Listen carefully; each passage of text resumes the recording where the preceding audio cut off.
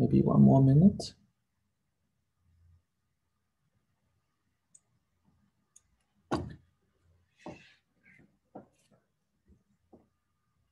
Okay, by the way, before we start, I saw you guys have signed up the group, the team up file.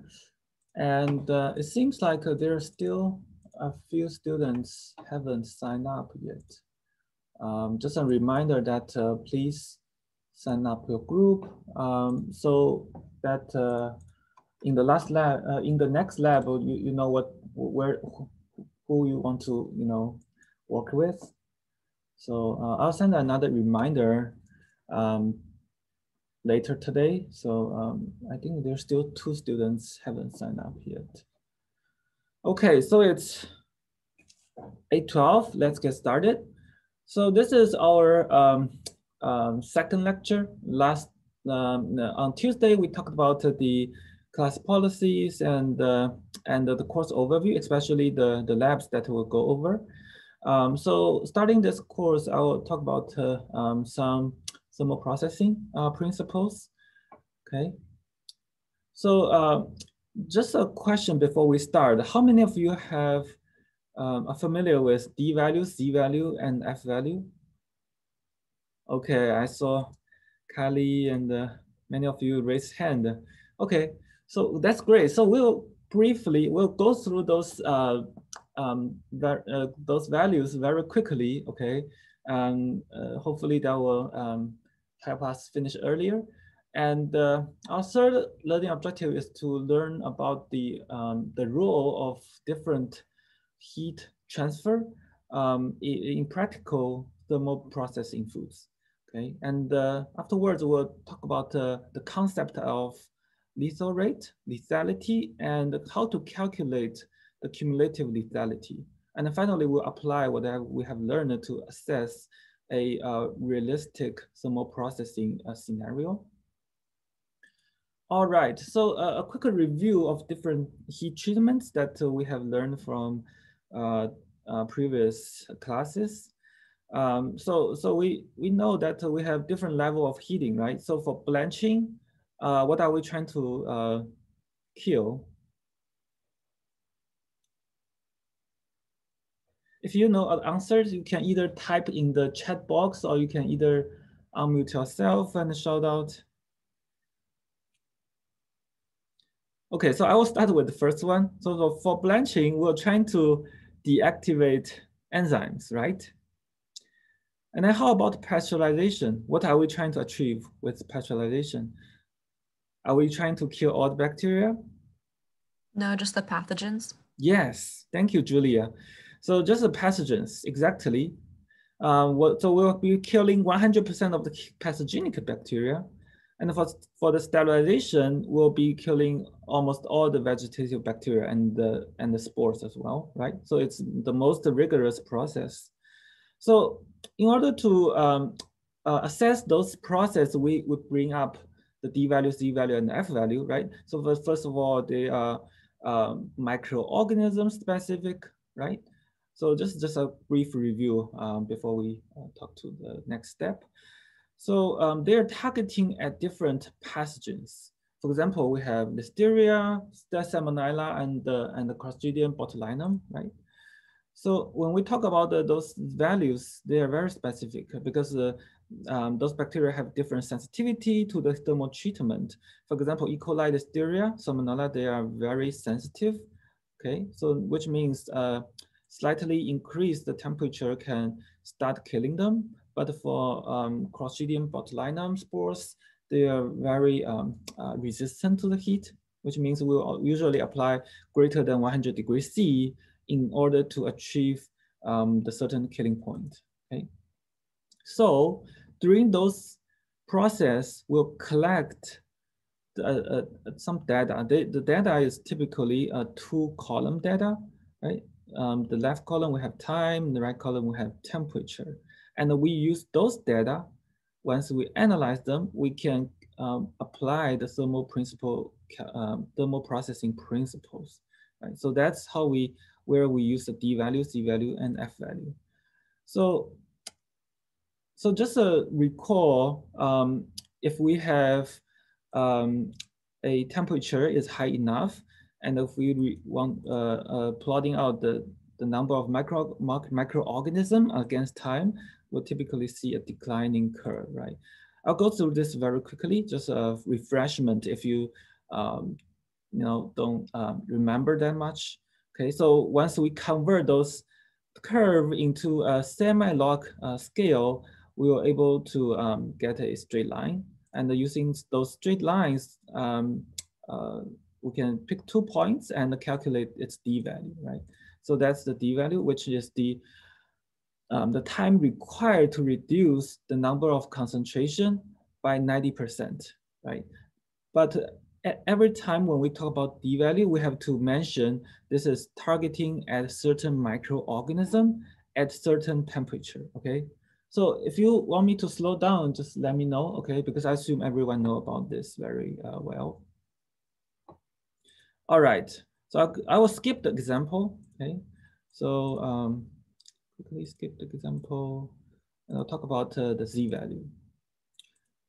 Okay, so this is something that I want to mention that the d-value is also highly dependent on the different food products. Okay, so this is a slide that I steal from Dr. Lathrop. So if we have a peanut butter, which has water activity at 0.05, and then the d-value at 65 degrees C is 65 minutes. Okay, if we talking about salmonella. However, in a sucrose solution, when the water activity is much higher, then the killing process is much more efficient. The d-value drops to 65, drops to 0.29 minutes, which is almost 20 times lower than the peanut butter, right? Because traditionally, when we define the d-value, we usually only specify the the specific microorganism, so which is salmonella here, and the temperature, which is 65 degrees C. But you can see here, even with the same temperature and the same strain, then their d-value can vary a lot depending on different food properties. Okay, so water activity is one of the big issue. Okay, and another example is the pH. So for example, listeria in green beans at pH 5.9, the d-value is 0.6 minutes. But however, if we lower the pH to 3.8, the d-value will drop to 0.069 minutes. Okay. So if you think about this examples, a general finding is that a higher water activity helps to reduce the d-value. Why do you think that will happen? Any comments, any thoughts, any ideas? It has to do with like the wet heat versus dry heat, right? Because when I don't know, just like heat transfer quicker, like if there's more water. Yes, exactly. Thank you, Julia. So I think that Julia is right. At higher water activity with more mobility, because water activity is a indicator of water mobility. If water moves much faster, then it just helps the heat transfer to be more efficient, right? And at lower pH, why does lower pH helps to reduce the D value?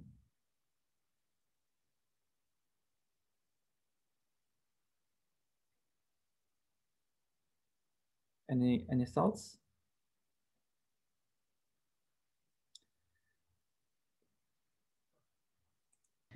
Because it's more acidic, the food. Yes, Paris. So more acidic food. When the food is more acidic, which means the bacteria is under stress, right? They don't like acidic environment, most of them, because they'll be stressed by the osmotic pressure, by the the ionic the ions concentration across the membrane, right? So when they're under pressure, they're more easy to be killed, right?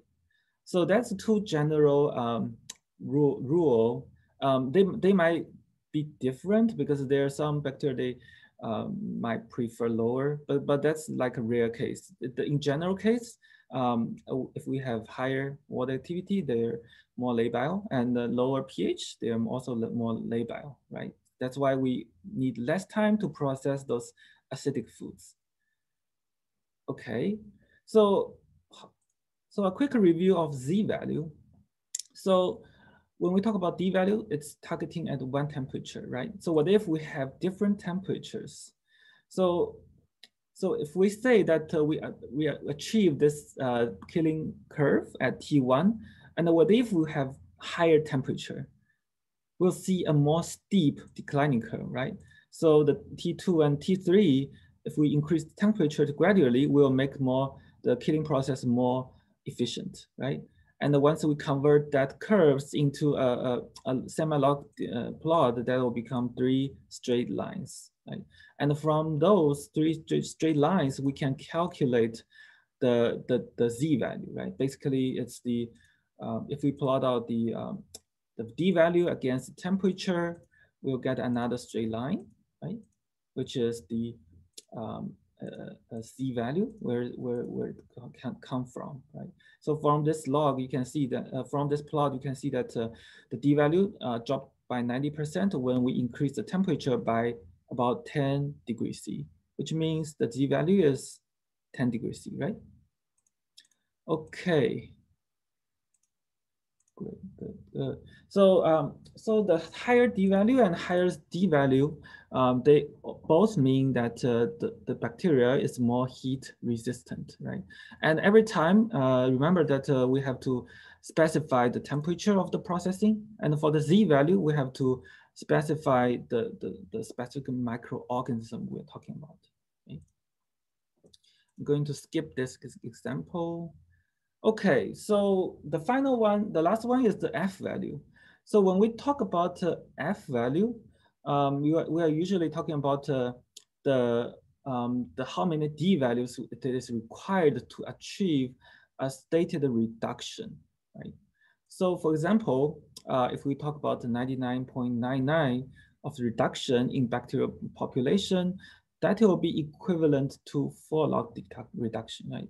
So in that case, we usually say that F value is equal to 4D, right? It's a 4D process. And in a typical sterilization process, we usually have to achieve a 12D reduction. That is for the Clostridium botulinum, okay? So this is the concept of the F value. Okay, so for Clostridium botulinum, if we're given the T temperature at 250 degree F, D value is 0.25 minutes, and the Z value is 18 degree F, then we can calculate the F value is equal to 3 minutes, right? Just example. All right, and in this case, we'll use a superscript and a subscript to denote the Z value and the temperature on the F value, just to to show where is the F value get. And so this means that the 3 minutes is achieved when we have 250 processing temperature and 18 degree F of the Z value. Okay, so that's just a review. Okay, so since we have talked about the D value, Z value, and F value, today my goal is to teach you what is the lethal rate, the lethality, and what is the cumulative lethality, okay? So when we think about we're processing a can, and we know it's very it has a very complex structure, right? We have a container, right? We have a container outside, which is usually a metal. Sometimes we can use a pouch, and above the food we have some headspace, right? And we also have some. So when we're heating it up, we apply the heat. The heat will penetrate, and the heat will be transferred through the container into the food, right? And then we'll have conduction occurring and sometimes convection as well, right? Especially when it has low viscosity. So in this case, our temperature inside the can, especially at the cold point, is very hard to determine, right? So the concept of cold point, I think most of you have learned it in the previous courses, right? So the cold point by definition is the location or the region where the temperature is lower than the surrounding area, right? So we usually, when we put a thermocouple, we usually point that into a cold point, right? And depending on different food type, their cold point can vary, right? For example, if we only have conduction happening, then the cold point will stay in the middle, right? But if we have convection, then the cold point will be slightly lower, which is about 1/3 of the height, right? So assume you guys know that. And just a question for you guys. Say if I have a chicken broth and I have another food product is a tomato paste, where do you think I should insert my thermocouple into? To the middle. Which one to the middle? Kelly? Or both to the middle? Well, don't you put one on the middle and one on the bottom? You mean for both of, you mean for the at cold point? So let me, thought, never mind. Okay, sorry. Sorry, let me maybe I didn't state it well. So my question is, we have two types of cold point, right? Depending on what heat conduction or whether it's heat convection plus heat conduction. So they have different cold point, right? And my question is, for the chicken broth, where do you think it should be the key point, the cold point? Do you think it's in the center, or do you think it will be slightly lower than the center? Wouldn't it be like slightly lower because the chicken broth can like circulate around easier, whereas the tomato paste is just kind of like a solid brick essentially? Good job, Lauren. Yes. So the chicken broth is less viscous, right? So less viscous means it has more convection. If you think about convection, what is convection driven by, guys? Movement of liquids. Sorry, sorry, Julia, I cannot hear you. The movement of fluids. Oh, Emmy, yes, the movement of fluids, exactly. So the movement of fluids is driven by gravity difference, right? So the liquid with lower temperature, their density will be slightly lower, right? When they're heated up.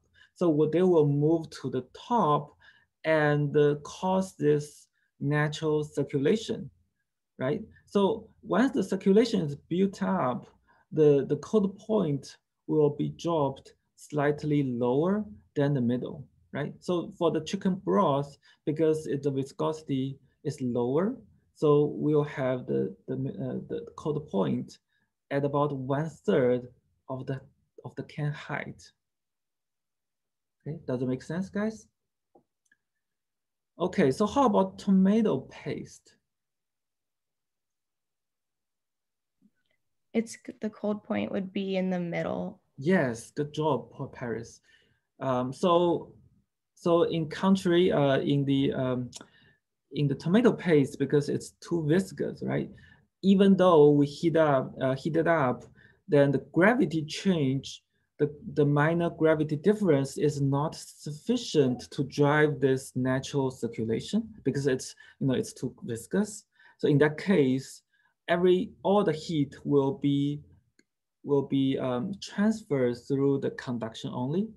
And in this case, the cold point, if you think about it, it will be in the center, which is the gravity center of the can, right? So that's how we determine the code point.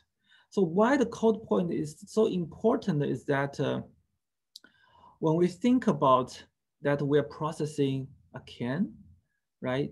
So previously, when we talk about the D value, Z value, and F value, we're assuming that it is a ideal word, right? Ideal word means if we want to achieve the F value at 3 minutes using 250 degrees C, then we're assuming that we apply the heat instantly, and then the heat will penetrate the can without any time and reach 250, and we'll hold it for 3 minutes, right? And then afterwards, we'll remove the heat, and we assume the temperature at the cold point will drop instantly to the room temperature, right? So this is our ideal case, right? So this is the ideal case that will achieve F value at 3 minutes. But in reality, when we measure the temperature at the cold point, it is drastically different. So for example, here I applied 10 minutes of the heat at 115 degrees C for 10 minutes, okay? So this is our, the plan, okay? But in the real world, when we actually process that, there's two lines we'll see. The solid line is the temperature of the retort inside the retort system, okay, which is the temperature of the process that we set up. So we have a come up time, because for the entire system we need to apply a steam to bring it up, right? So during this time we call it the come up time, right? And it's usually using abbreviation CUT, which we'll talk more in the following classes and the lab in the sterilization class. Okay, so this is the coming up time, and the system will hold the temperature for a certain time. For example, here it was held for 20 something minutes, and afterwards we will use a water cooling to drastically to remove the temperature, because if we use the natural cooling, that will take a long time for the system to cool down, and usually will cause over processing, right? So the solid line here is the system process that was we set. But however, if we have a thermocouple that inserted into the can at the cold point, we'll typically record a much delayed heating process, right? And in this case, you can see that the temperature didn't even reach our preset temperature even after the process is completed. Okay, so this is the real product temperature in the dashed line. Okay, so in this case, how do we assess how many deprocesses that, or how do we know if the product is well processed without any safety issue? That's become quite challenging, isn't it? Right, because previously we know theoretically we need to use 3 minutes at 250 to of F value to calculate it, but in real case, the temperature doesn't go as you want. So what do we do? So if we apply the heat and then we get a retort temperature curve, and we use thermocouple, and we receive a product temperature at the cold point, right? So in this case, we will calculate a terminology. In general, we call it killing power, right? Because, for example, we know that if the bacteria, Listeria, for example, it's sensitive when the temperature goes to 60 degrees C. But however, so only those temperature that is above that certain point, they are meaningful, right? So that below, when the temperature is below that, below 60 degrees C, the Listeria, their number will not decrease, right? So we only count when the temperature reaches a certain value. So that's why I started marking the region only when the temperature reaches a certain level. Okay, and how do we know if this region, so this region is actually our effective region, right? So so how do we calculate the processing time then if we have a curve? Well, there are two bottom line that we know, right? First of all, we know that the temperature is depending on the cold point, okay? So everyone knows about cold point. And the second, we know that if we have two temperatures, 230 degree F versus 250 degree F, we know that if we process the food at 230 degree F, that will take much longer time than that at 250 degree F, right? So the question is, how much longer, right? How much longer? Can we quantify this value? So this is a case that we had to bring up a concept that is called the lethal rate. So the lethal rate, by definition, by calculation, it is 10 to the power t minus t0 divided by the z value. Okay, so the t0 here means the reference temperature. Okay, and the z value, z here is the z value. Okay, and the t is the temperature at the cold point at a certain time point. Okay, so at different time point, actually we have different lethal rate to the food product. Okay, so let's do a quick practice. We'll convert the killing power at a specific temperature to an equivalent killing power at 250 degree F.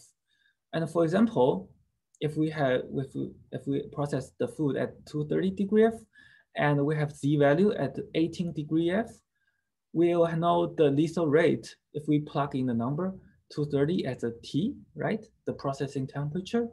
And the T0 is the killing power, 250 degree F, and the Z is 18 degree F, right? If we plug in the number, we'll get the lethal rate, which is 0.077.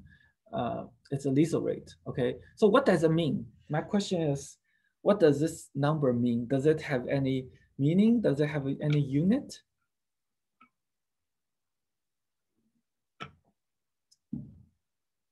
Any thoughts, any guess?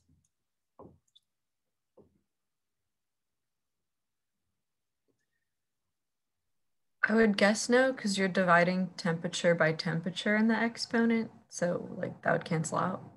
Good job, Julia. So yes, the lethal rate is unitless, okay, dimensionless.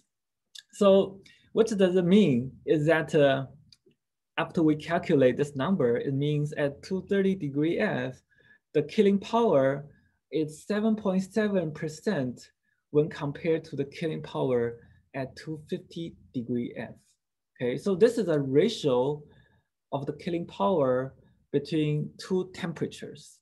So therefore, it is a unitless number, okay? Everyone understand?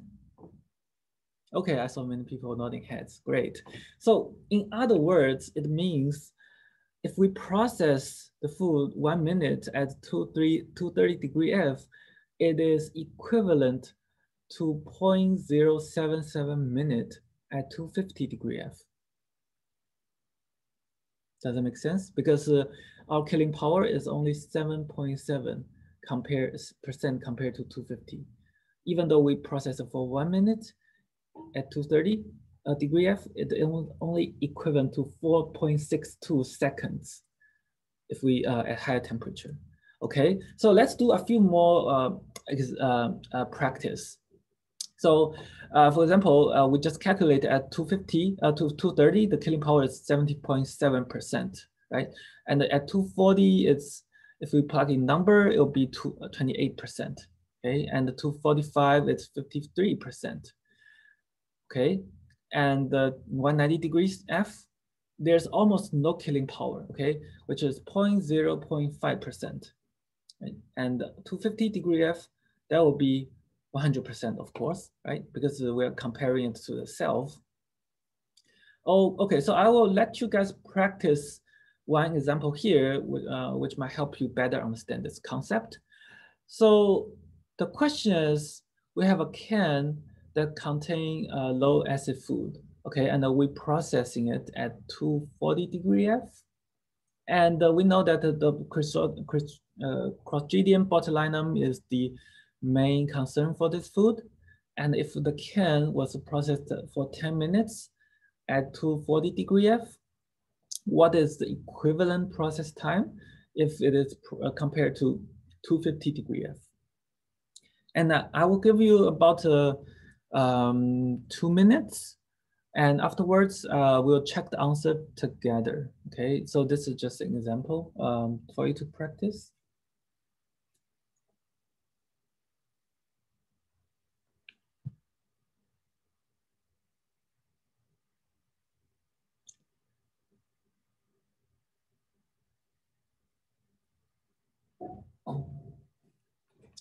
If you are done, you can let me know in the chat box, or you can, raise your hand if you want to share your answer.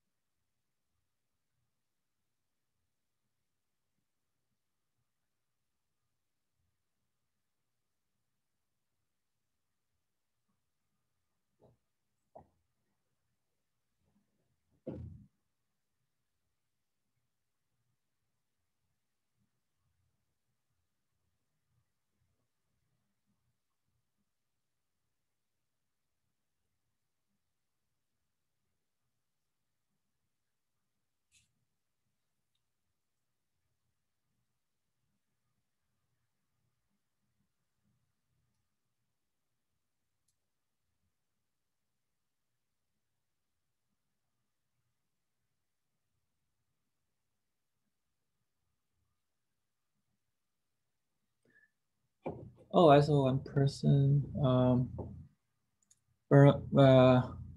Veronica, you want to share your answer?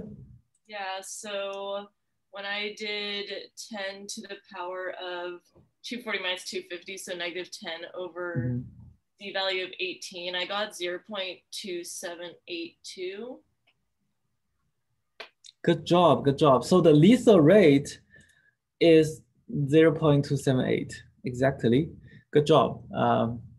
And that means it's about 28% or 27.8% equivalent killing power compared to 250 degree F, right? And if we time, so 10 minutes at 240 degree F will be equivalent to 2.8 minutes at 250 degree F, right? So if we have F value, okay, for example, our standard requirement F value is 12D, which is 3 minutes for the Clostridium botulinum at 250 degree. Oh, this should be degree F. I'm sorry, it's a typo. Do you think the food is well processed or it's under processed? Under processed? Yes, exactly. Thank you, Paris. So in this case, because we have 2.8 equivalent time, which is less than 3 minutes, in this case, we say the food is under processed, right? So that's how we determine if the process is complete or not. If the food is well done, it's safe to consume or not, right? Okay, so in this case, we are still dealing with a constant processing temperature, which is 240 degree F, right? And here I want to bring in, share with the idea how to do the calculation if we have a ramping temperature or changing temperature. So this is the case we need to use another terminology that is lethality. So the lethality by definition or by formula, it's the lethal rate LR times the duration time, which is delta T, okay? So for example, if we have a ramping temperature, we can calculate the lethality within a very short time of period, for example, delta T, for just a very small time window or time block, okay? So, and then afterwards, we will add all those lethality together to get a cumulative lethality, okay? So for example, and for the lethality, the sum of lethality we denote it as F0, okay? And more specifically, if you look at the figure on the right, if we want to calculate the lethality in that green region, okay, which is when the temperature is ramping up, we can divide this time frame into several small delta t's, and you can decide how many delta t's you want to divide it, right? The more delta t you want to divide it, the more accuracy typically you will get, right? So for example, when we have a ramping temperature, our lethal rate will go up when as the temperature ramping, right? So in this case, we will have a lower delta T when the process just started, or the temperature just overpass the sensitive temperature, right? The onset temperature, and the lethal rate will gradually reach to a constant value, right? Because when the temperature goes to the steady, then we'll have a constant lethal rate, right? Is that understandable, guys? Okay, great. Okay, sounds good. So, and finally, in in an ideal case, we'll reach a constant curve, constant lethal rate. But in this case, our constant region is very, very short, right? Just about 10 minutes or so. Okay, so, and by adding up all the lethality in different time blocks together, we'll be able to get a cumulative lethality, okay? And the sum of the area, we'll use F0 to denote it. And let's use a real problem, so as a practice, okay? So for example, during the ramping of the temperature, we recorded the temperature against time in the table below, okay? So, and we know that the Z value for this product is 18 degree F, and our ideal processing, our system setting time, setting temperature at 250 degree F, and want to know whether this process has reached 12D reduction of Clostridium botulinum, which means if what is the minimal temperature, what is the minimal time that we need to reach the F0 at 3 minutes, okay? So that's a question. And we'll solve this problem together. And afterwards, I will let you guys try one problem by yourself, okay? So as we just did, that we'll calculate. So first of all, we'll divide those time, the heating curve into several time blocks, right? And the first thing we do is that we need to get the mean temperature in different time frame, right? For example, at time 0 and time 10, we get 2 temperatures, right? But what temperature do we use to calculate its lethality, the lethal rate? Can we use 80 degrees C?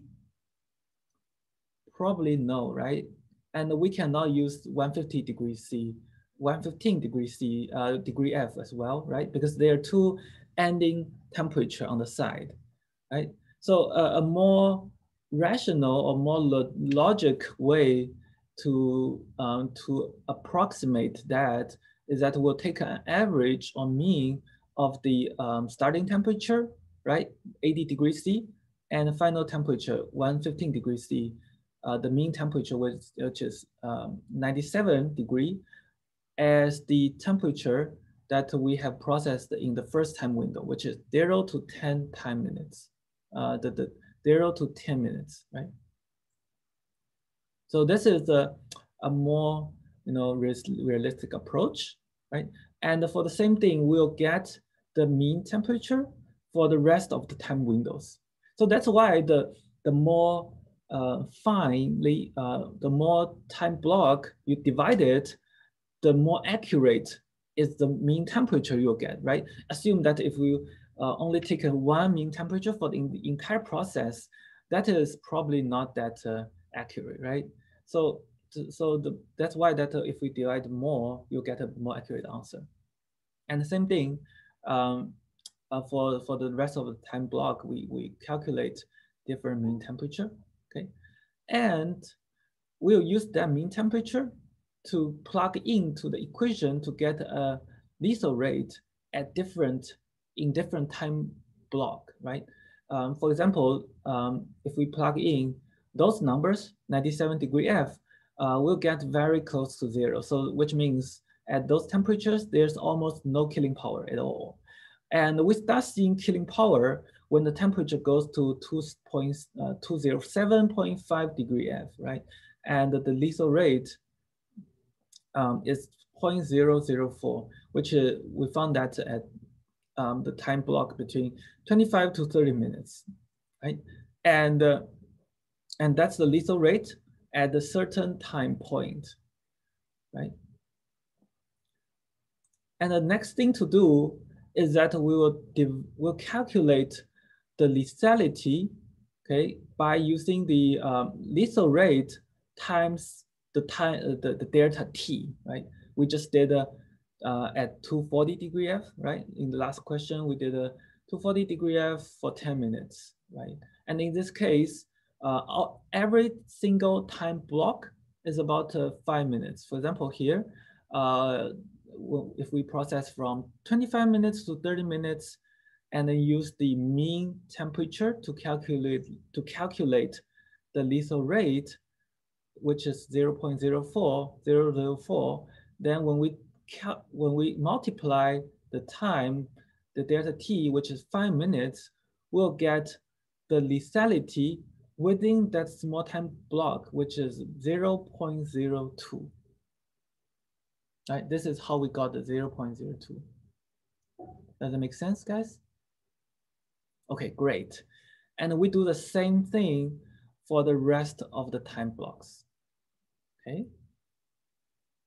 And because they are cumulative, because each number that we got here is the lethality under each time window, right? And when we add them together, we'll get a cumulative time block, the cumulative lethality, right? For example, at 35 minutes, the lethality is 0.19, which is 0.02, which is the lethality at 25 minutes to 30 minutes, plus the lethality from 30 minutes to 35 minutes, right? So the running sum is actually all the cumulative lethality that we have calculated in this column.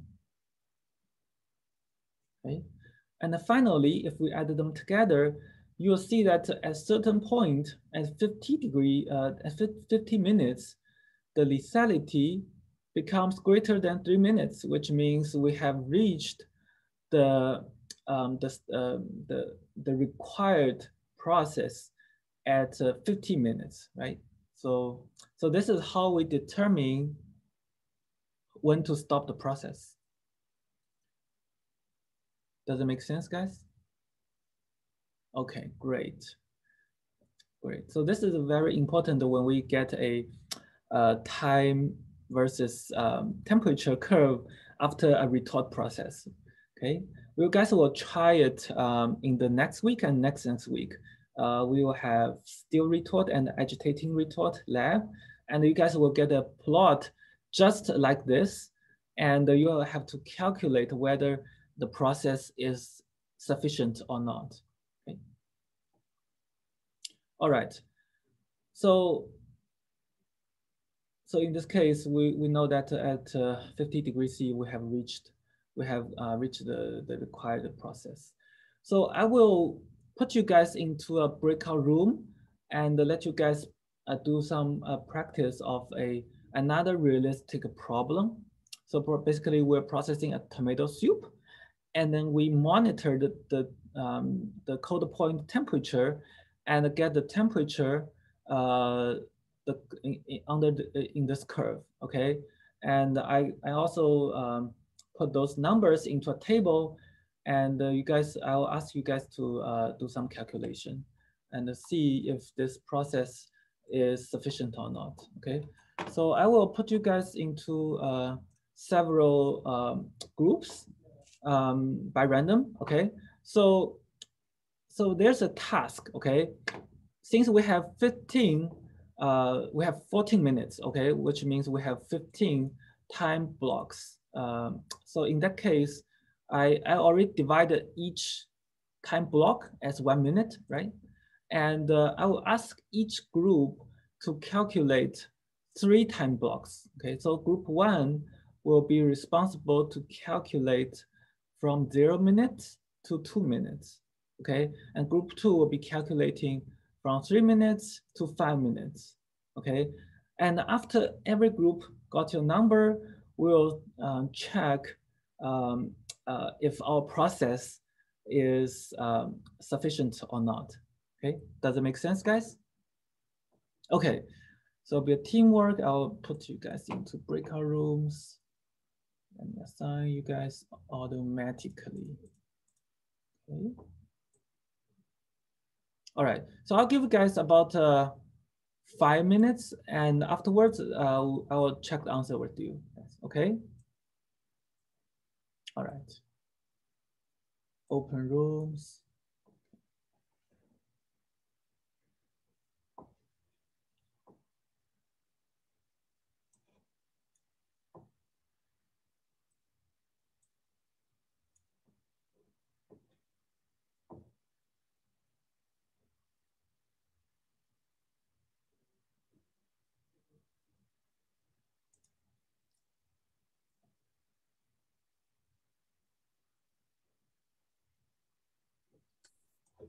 Good morning, Yumi.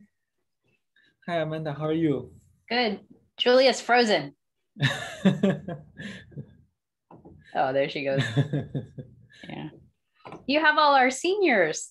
Yes. Yeah, it'll be a fun class for you once you will have seen the students in 204 and in QA, and then you get to see them their last quarter of their senior year. So that'll be nice. That's a treat to be able to see them kind of off. So you know, when I was because you just asked me the virtual lab versus in-person lab. Last time I had the question that I had the problem that the virtual people, they really had no idea what was going on in the lab, and they keep asking those very detailed but very simple questions about those like procedures or like that lab details. So this year I kind of blended them like so I divide them into like 4 groups, and then each group will have like half virtual people and half in-person people. So they'll kind of, you know, hopefully, I won't ask you all those questions. So they kind of, hopefully that will help. Yeah, and this is just so hard. Like to get students to kind of talk in class, and then trying to manage virtual and in-person people. This is not great. Yeah. So. And every time when I ask questions, I notice only those several students they like to participate. The majority and it is really different when you're in person, and then when you know them too. Like I know a lot of I know I know all the students in the class, and so I don't have issues calling them by name or like some of the stuff that you talked about. Like I know that we talked about in food safety, or I know it's something that, it's something they probably should have learned in 204, but you will know that you covered that in 204. Yeah. When you get those students back again. So so that's kind of nice and stuff. So yeah. They I think they pick up those things very quickly. I also because last time when I taught this class in Illinois, they kind of, because once it goes to like those it's almost like a calculus stuff, they kind of get stuck by understanding those topics. Yeah. But here I feel like those people, they keep nodding their head. I was like, oh, that's it. So, yeah, hopefully they mean it when they're nodding their head. Yeah. Are you going to go around room? I don't want to keep you from going around room to room if that's what you're going to that's what you're going to do, or not. That's fine. Sometimes I feel weird popping in on them, like, hey. Okay, let me see, how can I go to the room? Oh, I could click join. Okay, let me go to. Okay.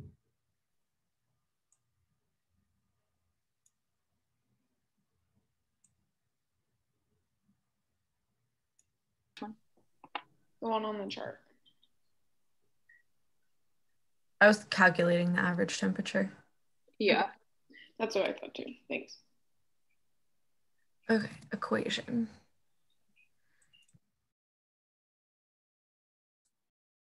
Did you pop in? Oh, I didn't. You're on mute. Yeah. Oh, I muted myself. Yeah, I popped into one room and it was awkward. So I just ran out. You're like, bye-bye. See you later. I know. When I go room to room, I like announce myself. I'm like, I'm here. Yeah, that was awkward. So, wow. Were we supposed to be using the mean temperature? Yes. Okay. And then the if final. you didn't, that's fine, because you'll see that we divide the time block very small this time. It's 1 minute, so it's not making much difference, right? Gotcha.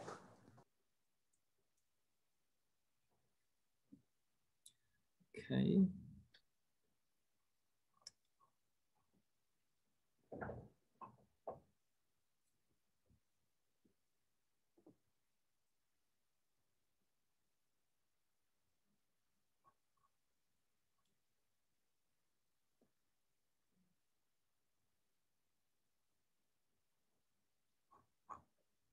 Okay, guys, welcome back. So just wondering, was the time efficient enough for you guys to got all the results? Maybe is it too tight? Probably. Mike, Okay. we could have used a couple more minutes. Yes, Christine? Oh, I said we could have used a couple more minutes. Oh, yes. Do you guys want a little more minutes? I mean, I can put you back, guys. Oh, maybe. 2 more minutes? Okay, 2 more minutes. Okay, so let me do this way. I will open up the rooms.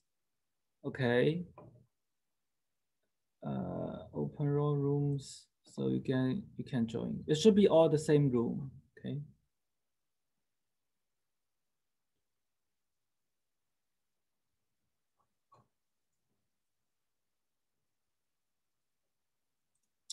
Okay, so I can probably. You could also have them just come back to the room when they're done, so that you know, that maybe when like half of them are done, you can have them come back. And that's the other reason too why I like to oftentimes go around from room to room, is just to see where they're at. Right. Yeah, you wouldn't think even this is a problem if you're in a real like in-person class, right? Yeah. Madison, he opened the rooms up again. Okay. You get assigned one still? Yeah, can I get sent back to I was in breakout room 3. My computer shut off, sorry. Maddie, can you join the room or do I need to assign you? I might need to be reassigned. Yeah. Okay, let me put it into 3. Okay. Thank you. Yep. Okay, good.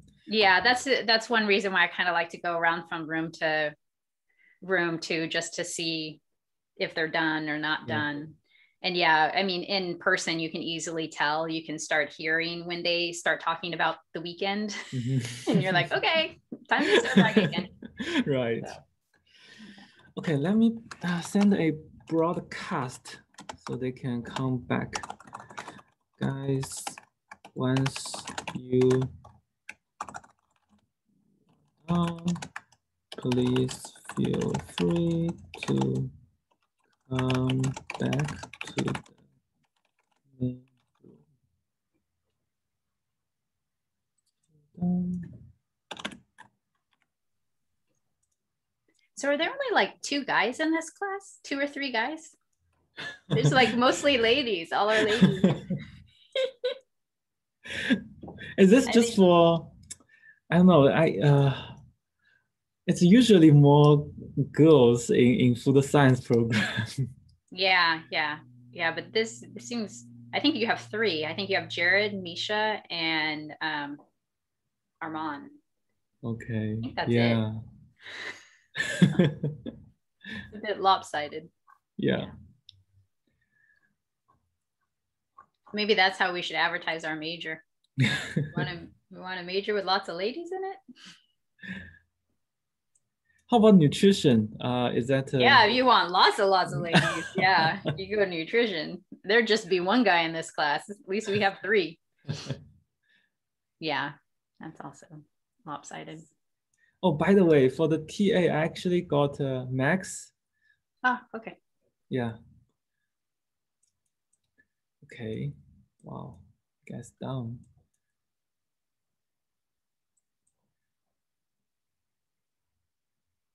Okay.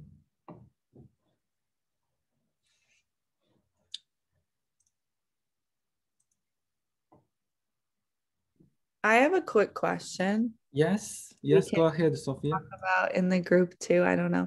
But in this situation, do you take the average of the 2 temperatures still, or do you just use that temperature that's in the chart? Sophia, that's a good question. Typically, we use the mean temperature as I just talked about in the last example, right? And here, I think it's okay either way because the time block that we divided is very tiny. It's only 1 minute for each time block, right? So the difference between the mean temperature and the end temperature, they're not that prominent. So probably you won't get much difference, right? So yeah. So either way will work. Then, okay. Yeah, thank you. That answers my question. Okay, good. All right. Group 4, group. Okay, we're still waiting for group 1 and group 4.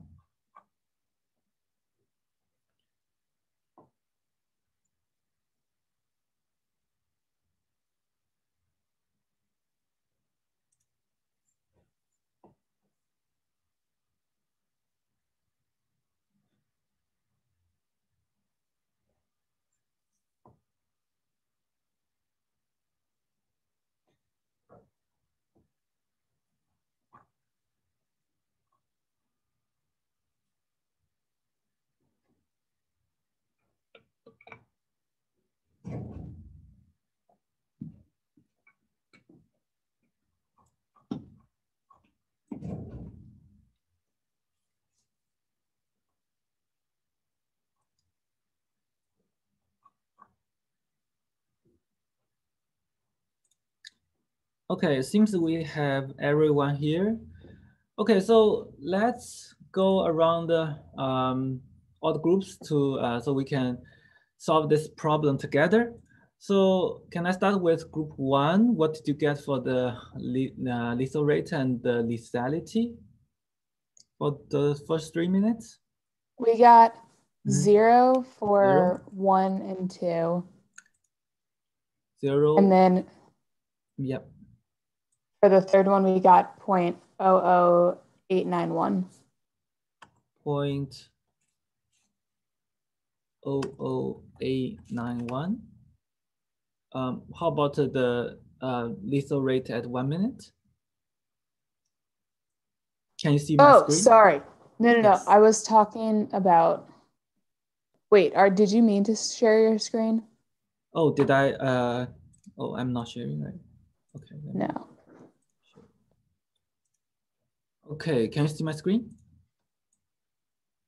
Yeah. Okay. Sorry. So do So you the mind lethal just rate. repeat your numbers? Yeah. So the LR for time 0 and 1 was both 0. Mm-hmm. And then the LR times delta T for 0 and 1 was also 0. Yep. Good. And then for the 2 minutes one, they were both 0.00891. 00891. Is that the number? Okay. So we got same number here and here. Okay, good. So that's the did you use the mean temperature or did you use the final temperature at 103? We used the mean temperature. Okay, good job. All right, so let's ask group 2. Group 2, do you want to share your answer from time 3 to time 5? 3 minutes to 5 minutes?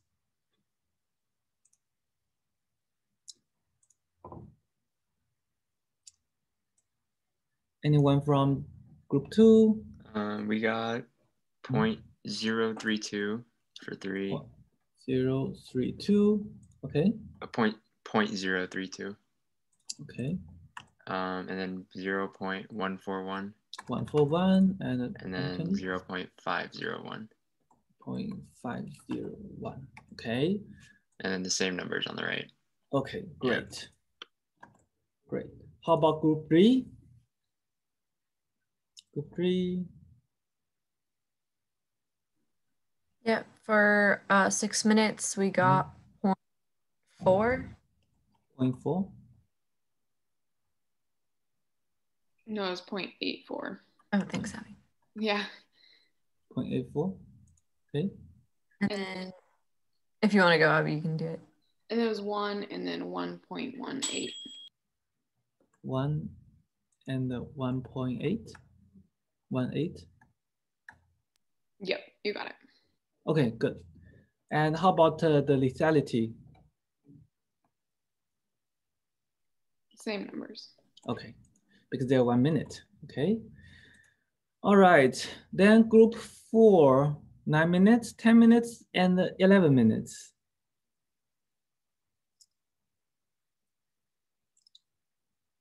Whoever in group 4.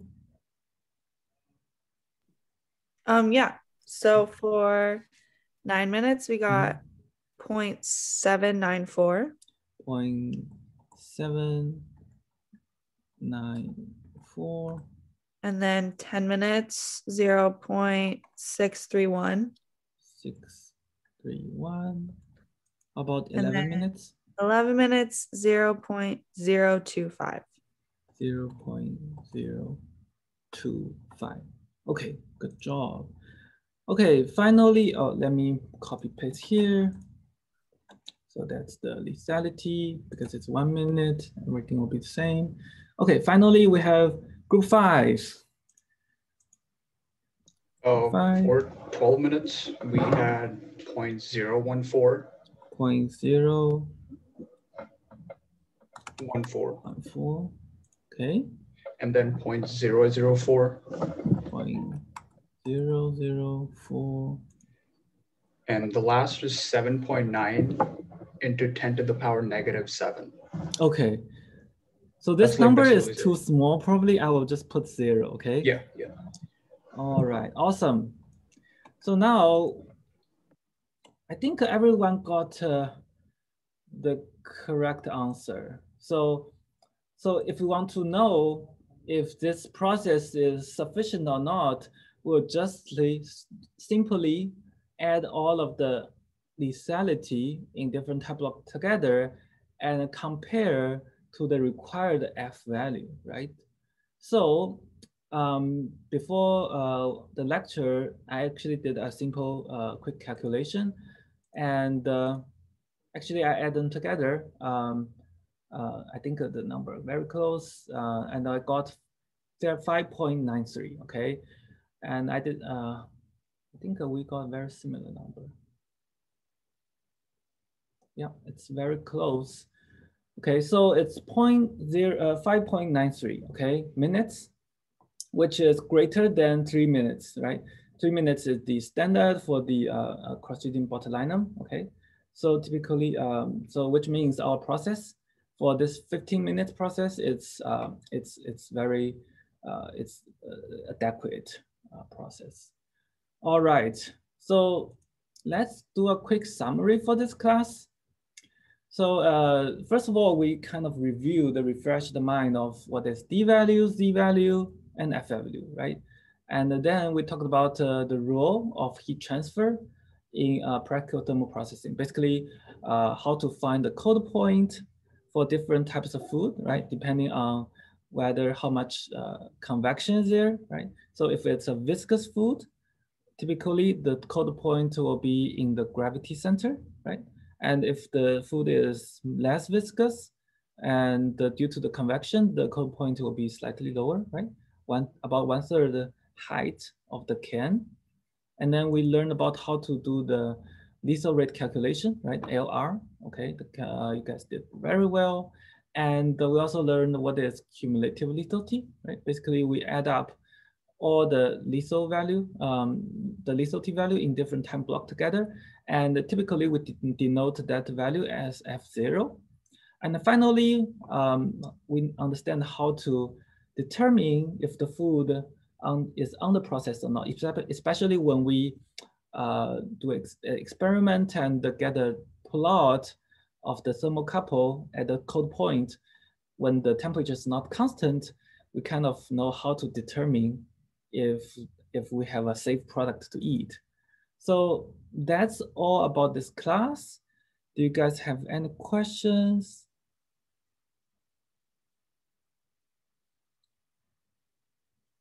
Okay, great. So in the starting next class, we'll try to apply this thermal processing principle into sterilization and the pasteurization to figure out how to process the food with desired time. Okay, so thank you guys for coming, and that's it for today's class. Thank you. Yeah. Thank you. Thank you. Thank you.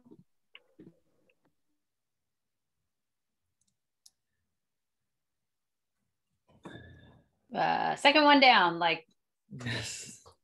18 more to go, right? Twice a week. Yeah.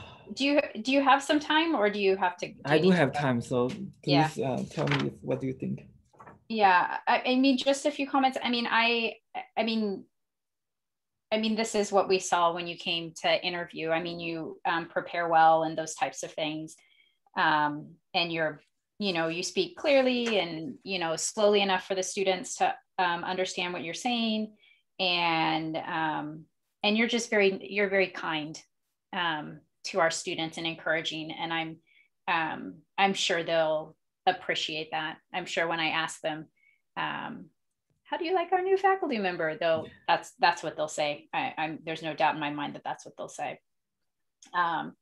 So yeah, I just have a few comments to maybe make it or some things to maybe make. I don't think processing is probably one of our students' favorite classes. I feel like you and me, in terms of like sanitation, like it's a hard sell, or it can be a hard sell for some students for not flashy classes.